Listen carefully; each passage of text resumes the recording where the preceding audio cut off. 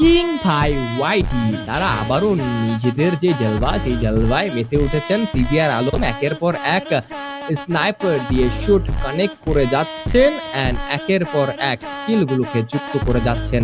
ওবায়দুল ভাইয়ের কাছেও 5-5টি এলিমিনেশনস থাকবে, সেই সাথে কিং ভাই ওয়াইটি তারাও পিছিয়ে যাবেন। ও মাই গড, ইটস কাব্যর উপর চড়ছেন, লাইট কে করা হয়েছে head shot connect. It's Kavya versus king ভাই। Oh my god, CVR Alam the destroyer একাই হয়তোবা ইটস কাব্যর পুরো squad. Oh my god, it's কাব্যর টিম কিন্তু সার্ভাইভার্সের শাটডাউনটা নিয়েছেন। অ্যাটাকের প্রচেষ্টা চালিয়েছিলেন ইভিল পেইন এন্ড ব্যাকফুট থেকে আবারও চার্জিন, আবারও নকআউট। আর ভিডি গেমিং এর শাটডাউনটা আমরা দেখতে পাচ্ছি। এবার তোস্তাকে নকআউট করছেন সিভিআর আলম।